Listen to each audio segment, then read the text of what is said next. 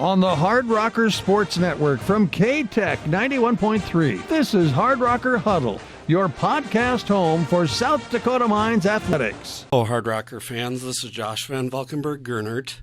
Today is our 6th episode of the Hard Rocker Huddle, and today I'm with head cheer coach Ashley Von Eye. Just kind of starting out, Ashley, did you just want to go ahead and talk about, where you grew up initially, what life was like? Did you have any siblings? Well, thanks for having me on. I actually grew up in South Dakota. Predominantly, I was born in Custer. And then later, we ended up moving to Hot Springs.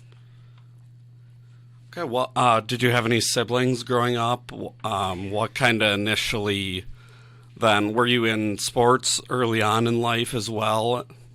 So, the sibling category is actually quite funny. I am, or was, an only child for about 28 years of my life.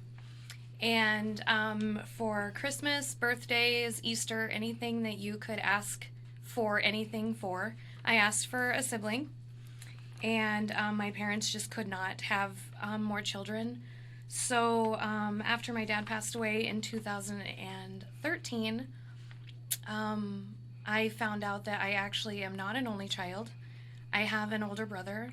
He's about, depending on the time of year, 8 or 9 years older than me. And I found him in 2018.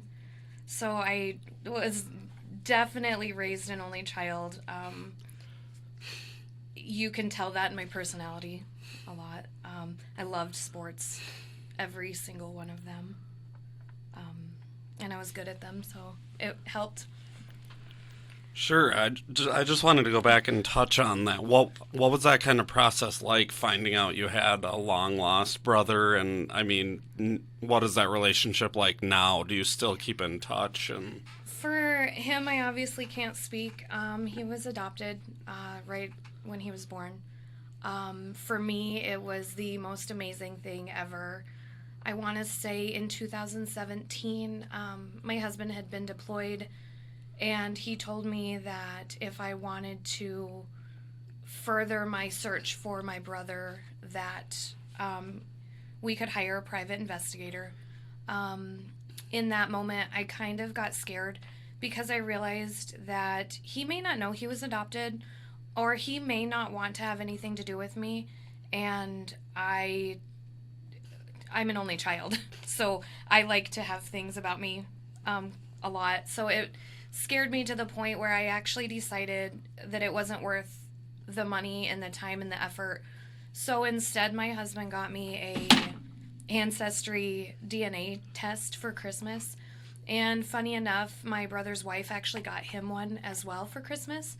So all of those anxieties that I had about finding him and him not wanting to be found went wayside because he was the one that initially emailed me.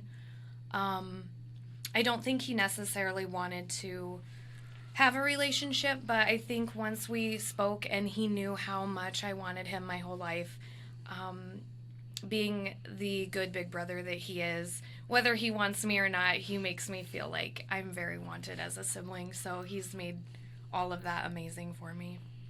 yeah, that's a pretty cool story. Then kind of jumping back a little bit, growing up, you mentioned you played a lot of sports. For me, it was kind of different where I had 3 older brothers, so I was super competitive growing up. I just was, because they kind of pushed me and we were close in age. So what kind of brought out that competitiveness in you? When I was, I want to say kindergarten or first grade, when they do that all-school track meet, I want to say a girl shoved me and I got 6th place, and I was really excited about a ribbon. And my dad gave me a hug and he said, you did good, but we like red and we like blue. Blue is best. So I didn't really understand that concept at that point, but I knew that first and second was red and blue.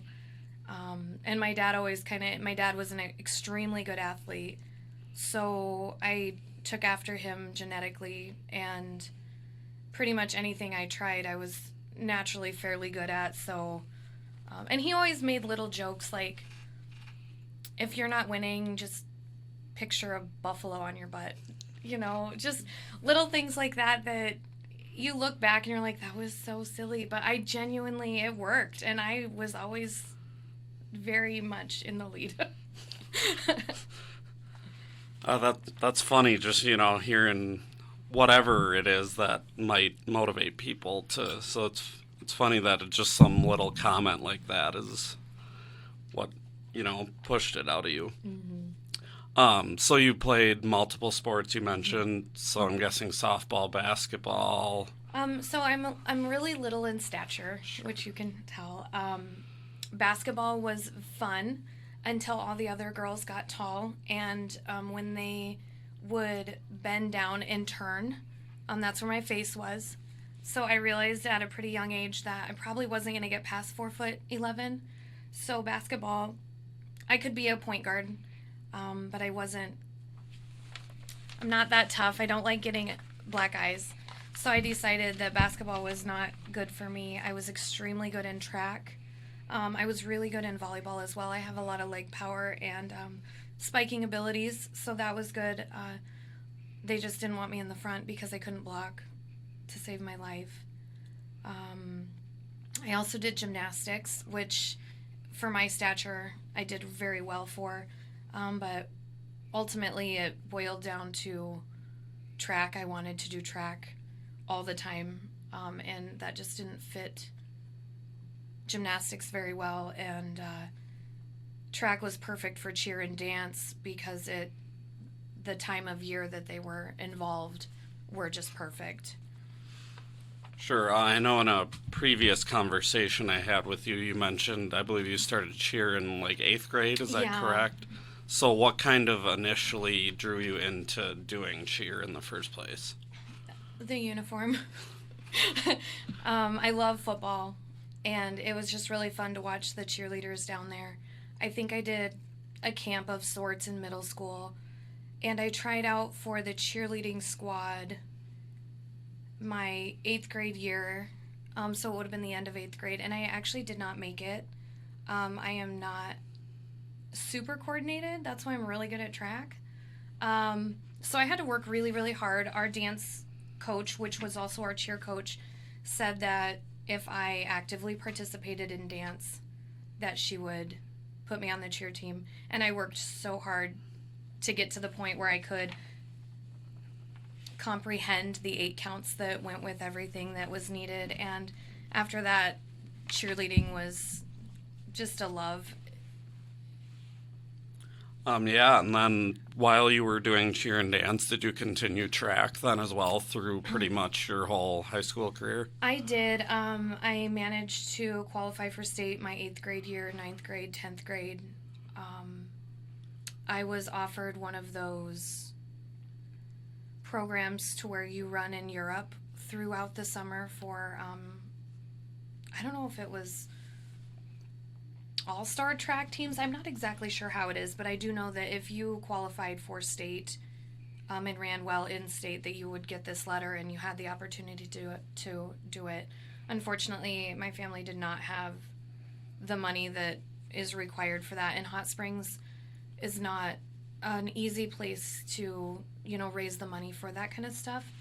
And then my junior year in cheerleading, I got hurt, and I am extremely cautious when it comes to stunting because I was a flyer, and I was in a split, and somebody dropped my leg. I tore my hamstring, my groin, and my quad muscle all at the same time, and that right there ended my track career 100%. I could still manage to do cheerleading just fine, but the acceleration needed in short sprints, I still can't to this day. So after that, I put all of my focus on cheerleading and dance because track was no longer an option. Just touching on that, looking back, how tough was that mentally to just accept that, hey, I can't be in track anymore, I can't run anymore? That was extremely hard. I had the military, after taking your ASVABs, if you do fairly well in those, they're all over you. So I had them looking at me for track. And after that, I basically lost all of that. So it was extremely hard, and I absolutely love track. I have come to the point now in my life that I've learned that just because I can't accelerate doesn't mean I can't run. So now I do like half marathons, and I try and do long distance running. But that was definitely a hard process to go through when something that you love so much is taken over something silly that shouldn't have been, and it wasn't anybody's fault. It was just, teenage kids doing the best that they could. Yeah, and then what kind of you mentioned you really loved track. When did that kind of come into play too for cheer, where you started to realize I really love this. I really enjoy dance. It was probably my freshman year after I didn't make the football team squad, but I made the basketball team squad. I realized really quickly that because of my leg power, because of track, that jumps and kicks came very, very naturally to me. And I won like UCA cheer camp jump stuff, and all of those that initially come down to leg power I already had because of track. So as much as I loved track and the competitiveness that it brought, it helped me so much in dance and cheerleading, and without track I never would have had that. Sure, and then from there, I know you mentioned previously you maybe had some opportunities to do college cheer, and you just kind of decided to go a different route. You just want to talk about that a little bit? Yeah, so when I was a senior in high school, we got to go to state for the first time. Hot Springs had not participated in that, and if they had, it wasn't any time that we could remember. And we had an amazing cheer coach that just wanted to bring our levels up as high as possible, so we did end up getting to go to state my senior year. And with that, I'm assuming that they have recruiters that go to our state dance and cheer competitions. And I was asked by the University of Wyoming if I wanted to come do they gave me a scholarship for cheer. I did choose to turn it down. I wanted to be an accountant or a hairstylist, and I realized really quickly that if I chose to be a hairstylist, financially, I would be set earlier in life, and if I chose to be an accountant, even with a cheer scholarship, I would have started my life in debt, and the thought of that just really didn't sit well with me. I thought if I chose to do accounting later, I could put myself through college with hair. And I never chose to do that because hair is where it's at for me. Sure, as an 18-year-old, that's a pretty mature thought process. Even today, there's a lot of 18-year-olds who are going to school. They don't know what they want to do until they're done with school. Now they're already in debt. So it was very mature, and obviously it worked out for you. Mm-hmm. So what, going back to the stylist part of it, when did you realize that, hair was something you were passionate about, and what maybe you would want to spend your future doing?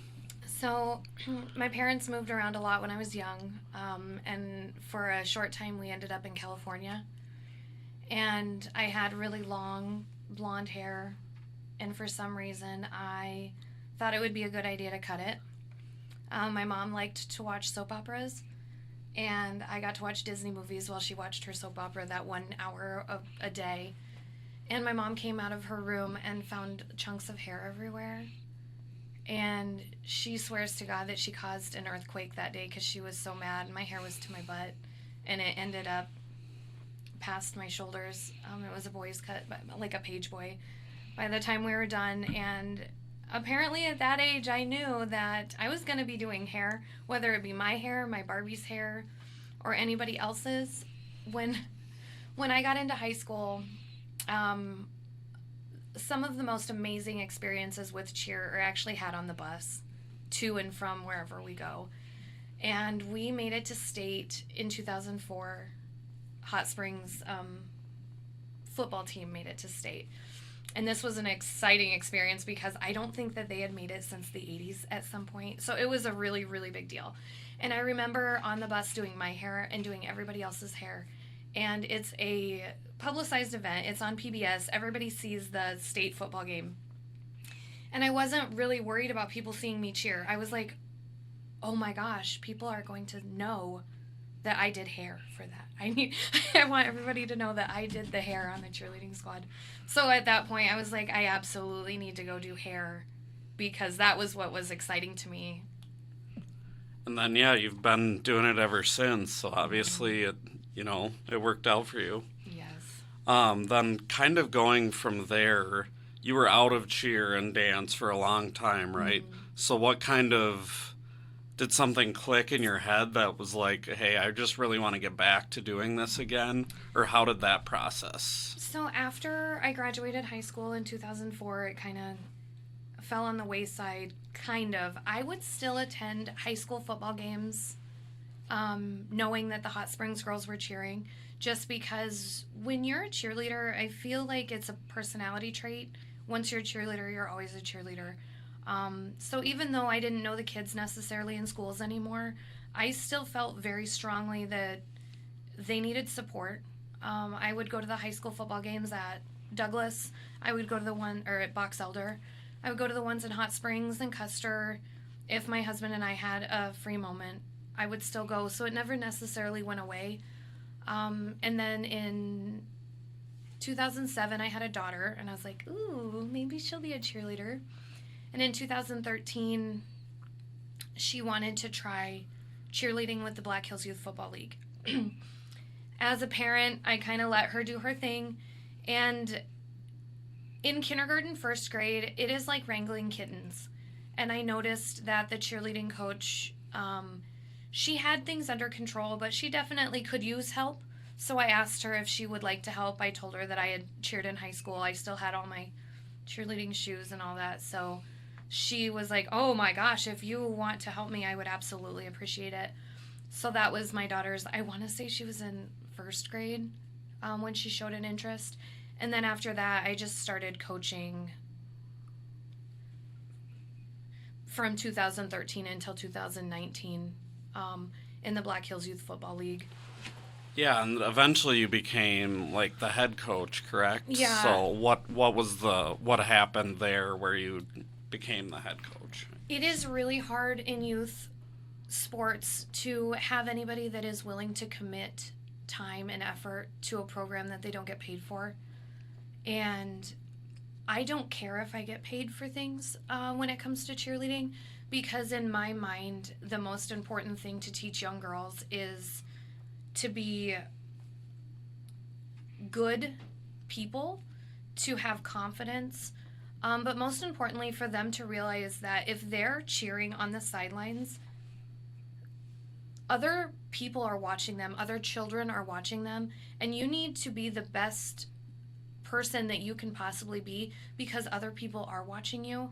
And knowing that kids didn't necessarily have somebody telling them that was really important to me. I want to say that we had our head coach, I think she just got burnt out. So I decided that I could be the head coach, and in that I had 42 girls that year. I made folders for all of them with all of the cheers in them so they could go home and practice. This was all out of my own pocket because I just thought it was very important for them to know. I had parent meetings at the beginning of the season, and I told all of the parents the same thing. I want good people on my team. I don't care if they're the best at the sport. I care that they're a good person. If they're bullying, if I hear anything about that, they will no longer be on the team. And that's a pay-to-play league. So I took that very seriously. Obviously, I had to allow them there, but I did not have to make them cheer. I could have them sit beside me. And if they were going to be the type of person that bullied because they had a cheer uniform on, they were not going to be on my squad, and that was that. I got really lucky with all of those kids. They took what I said to heart, in front of me at least.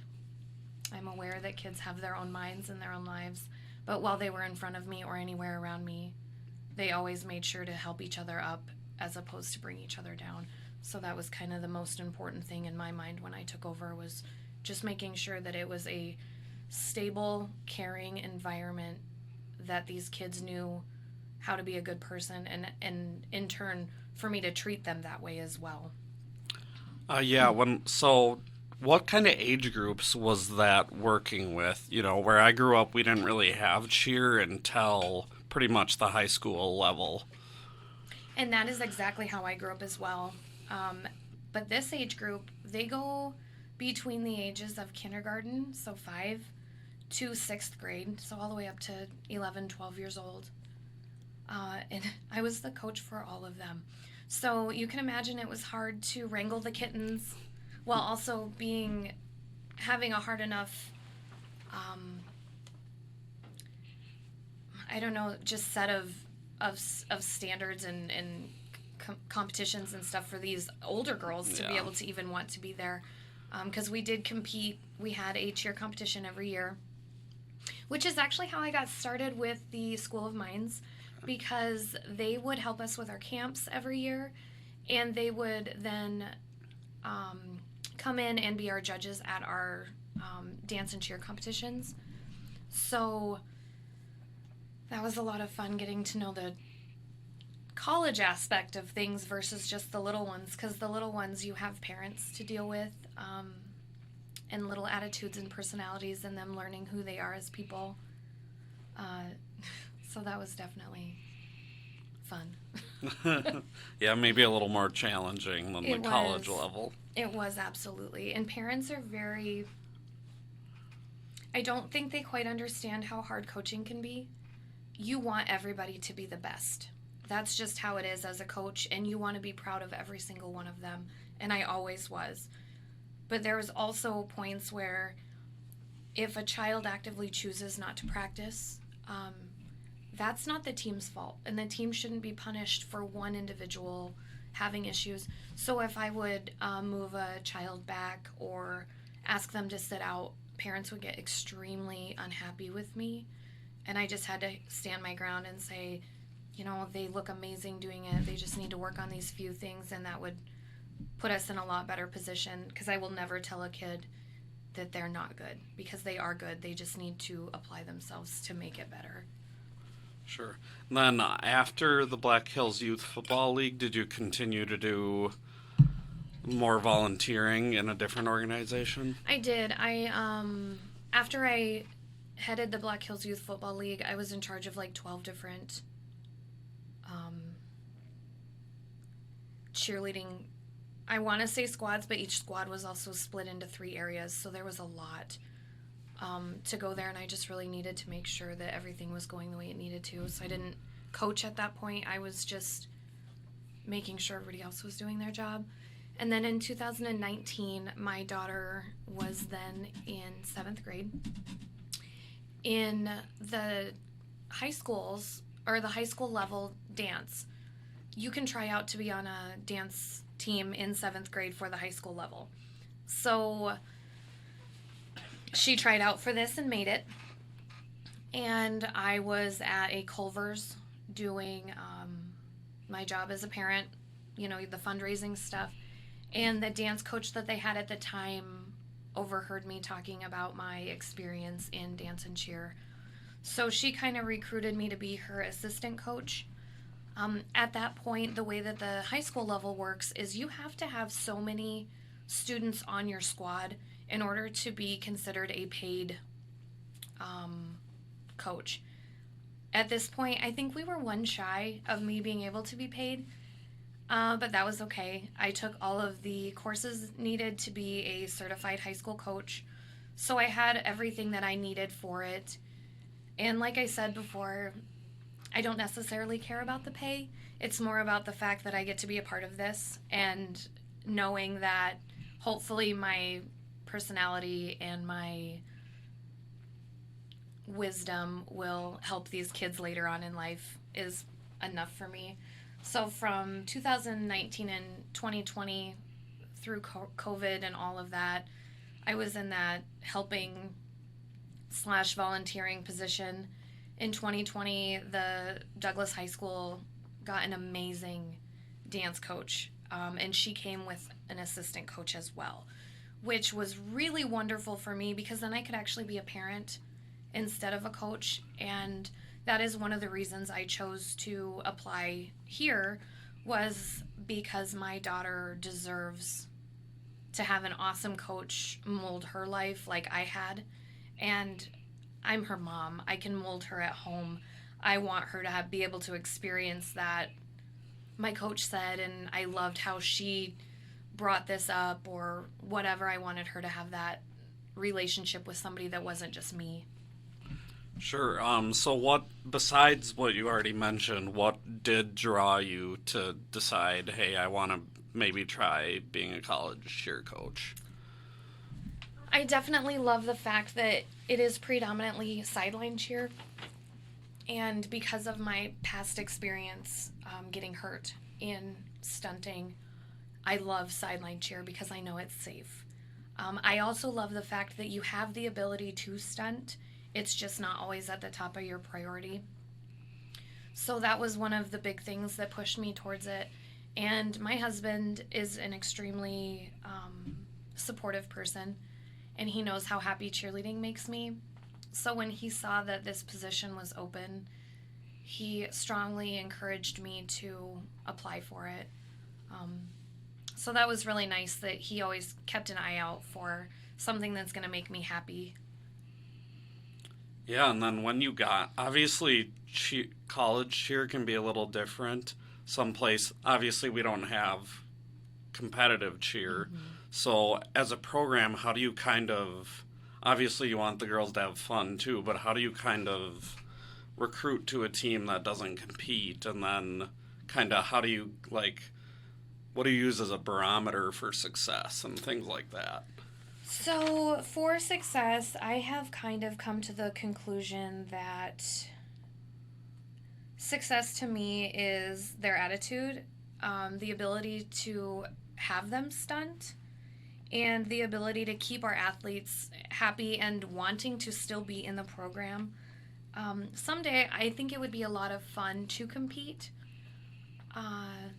But because I have been in the cheerleading world for so long, I have come to realize very quickly that there is no money in cheer, whether it be the kindergartners or whether it be the college students.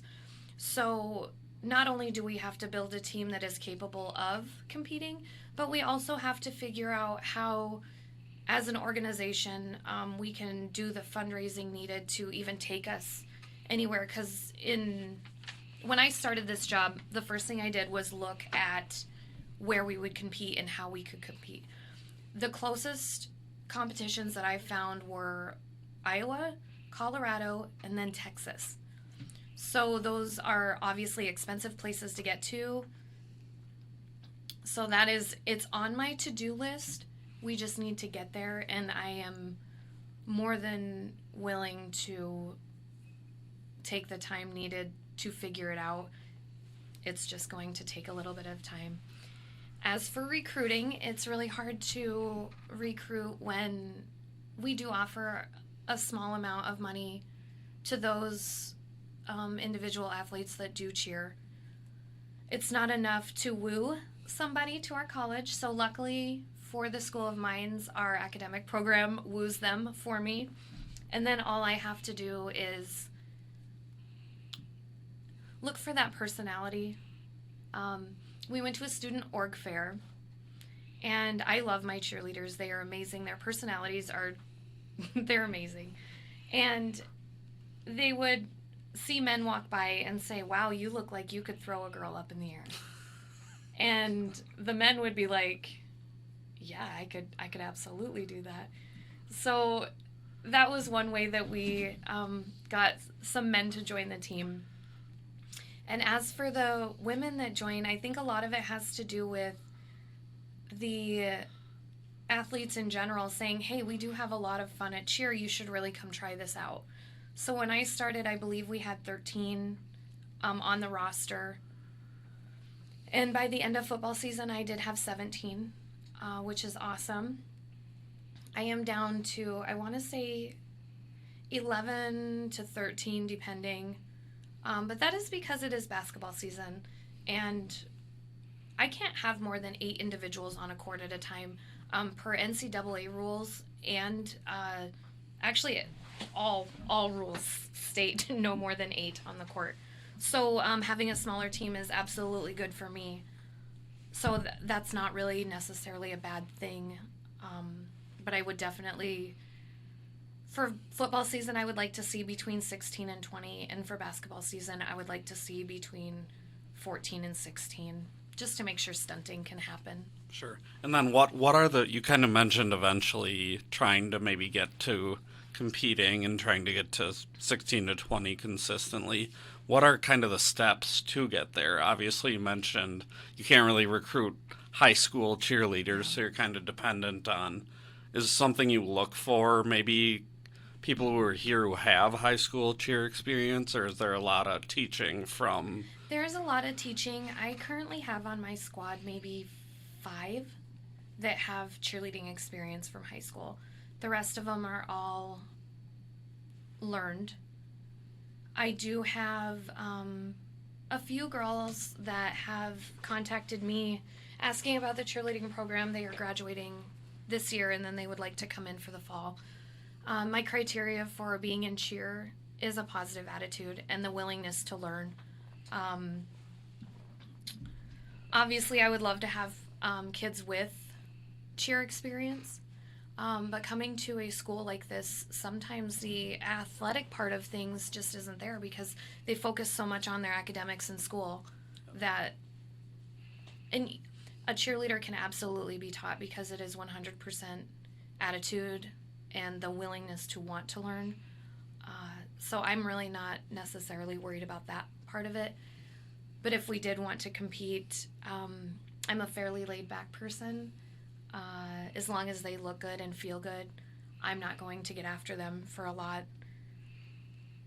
But camp before the school starts would be a whole different ballgame. Yeah, cheerleading camps can be a pretty big, when I was in high school and college, there were just huge, with hundreds of cheerleaders, and they would have, college coaches there. It was almost like any other sport camp would be. Yep. But that's a lot of money and a lot of time and a lot of... It is. It's a lot of effort put forth by everybody involved, really. I've gone to UCA cheer camps, and those are amazing, but those are all put on by college students. So it's quite interesting when you stop and you want to build your program, but you're already at the college level. It is a hard concept because you don't have adults coming in to teach you things. They are all the same age. So then you look at the situation in general. You're like, do I want a UCA camp coming? Do I want another college that I could potentially end up competing against later be teaching me? And then how does that college also feel about coming into that situation? So it's definitely an interesting one. I am going to a coaches convention in Las Vegas this summer, I believe. And that is one thing I'm going to bring up at the convention because it's mainly for high school coaches, but they also don't have college coaches conventions for cheerleading. I'm sure they do. I'm just unaware of them. But in my opinion, that's a way to get to know a lot of the local coaches for cheer. So if any of them know that their cheerleaders are coming to Mines, then they can say, hey, I know the coach there. You should ask her. Yeah, and another thing, it seems like I'm not well versed in the cheer world, but, it seems like a lot of the schools that do compete are those, huge, University of Minnesota, University of Iowa. Mm-hmm. I don't know if there's a lot of, Division II or smaller schools that do compete in cheer. Yeah, there's really not a whole lot that I have tried to do my research on it. But there really isn't a whole lot, and I think that's why you'd have to go all the way to Iowa for it, or Colorado. And when I do look it up, I look up Division II cheer competitions and that kind of stuff. But there's really not a whole lot. And when you know that you aren't financially able to do it, when you do all the research for it, you kind of have to take a step back and say, okay, I'm not ready for that. Let me get the knowledge behind me, and then I can try and go forth to make the program bigger and better in baby steps. Sure. And what was your kind of inspiration to, your coaching style or the way you're building this program? Was that based on a coach you had, or was that based on where did you get that from? So when I was in high school, I had the pleasure of being coached by Misty Pakua. She is an amazing cheer coach. She still coaches in Gillette for Thunder Basin, I believe. When we stepped foot on the field for the first time for cheer and dance camp, she told us what I tell all the kids. I want you to succeed in everything that you do, but I want you to be a good person while doing it. And because this was high school, she was a middle school teacher. Her husband was a high school teacher, and he had us, that poor man, had all of us cheerleaders from freshman year, I believe, to junior year. So he had us all of the time, and she absolutely asked our teachers who we were as people in school. So we couldn't get away with the whole, yes, Coach P, we're awesome, we're good people, because she would actually check. She would look at our grades. She would assess the situation. She would ask about the cliques that were in the school. She would say, hey, when we get a new student, how do we treat them? And the answer was always the same. You make them feel welcome, you make them feel comfortable, and you don't ever give that stereotypical, I'm just nice because I'm a cheerleader. You genuinely had to be a decent human, and she did take people off of her team for that. And I loved that about her, because it's kind of one of those fake it till you make it situations. You can pretend to be somebody for only so long before you are actually that person you're pretending to be. So when I coach, I absolutely have her in the back of my mind asking, should you talk to them that way? Should you ask those questions? And she was so proud of me when I got this job. She was one of the first people to reach out. And so I still have a relationship with her, and I just think that she's one of the coolest people, and I want to be like her. Just jumping back a little bit, you kind of mentioned building the program in baby steps. I'm just curious, what do those kind of steps look like? Like, are there things you've already been able to accomplish that maybe are on that list? And then what are the next short-term steps maybe look like? So the first thing that we actually have accomplished, and that's just getting to the point where the girls, or the squad, because there are men, where the squad can stunt again. And there are baby steps in stunting. They already had a very good knowledge base of where they were as a squad. So when I stepped in, and they are adults. This is a very important thing to realize when you are coaching college athletes. They are adults. So when I came in, they had been without a coach for about a year. So this football season, I wasn't super bossy. I came in, I said, these are my expectations of you, and I expect you to do them. But aside from that, I let them do how they were doing, because they did fine. As the season progressed, I'm like, okay, I don't care for this. We're going to change that. I want a little more structure. I'm used to coaching kindergartners, which means I am very type A. I have everything planned out. I did not go into coaching college planned like that, because I did not want them to ever feel like I was belittling them as adults. I wanted them to feel empowered versus me trying to belittle them. Although now that I know the structure, it doesn't matter if they are in kindergarten or if they are in college. there needs to be a plan, and it has to go the way you need it to go. So I have taken that approach away. I am very much, this is what we're doing at 6 a.m. This is what we're doing at 6:15 a.m. So the little steps, we are there. We have got to stunt. The next step would be building the stunts to a higher level, and I would really like to bring in like one-man stunts. We are working on that. I actually do have a friend in Texas who won the one-man stunts in like 92, 93, and 94, and he said that he would be willing to come in and do a stunt camp with us. But he does live in Texas, so it has to be on his timeline, whatever works for him. So I'm pretty excited to bring that in. The men are extremely excited to bring that in. The women are absolutely capable of doing one-man stunts.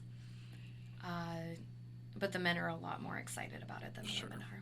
Sure, it gets to show off their strength a little bit. Absolutely. We have actually this one, you start in a shoulder sit, and the men flex their forearms, and the women stand up on the men's forearms. So all of the women's weight is on just the men's forearms. It is the coolest thing to watch, and the look of pride on the faces of the people basing are just phenomenal. Yeah, I didn't even know that was a thing, so I'm learning stuff too. Right. So we're pretty much wrapping up. I just had one more question for you, just in terms of balancing. Yeah, I know you're mom to 3 kids, right? 2 kids, sorry. Mm-hmm. You're practicing every morning pretty much at 6 a.m. Got 18 or so doubleheader basketball games every Saturday for football. How do you balance that all? So having a business is actually a nice way out of it because I make my own schedule. I can do as I wish when I want. As a parent, it is a lot harder because I do have a son that loves sports as well. And then I have a daughter that is in competitive dance, competitive cheer. So that one is a little bit harder for me because competitive dance and cheer is actually during football season.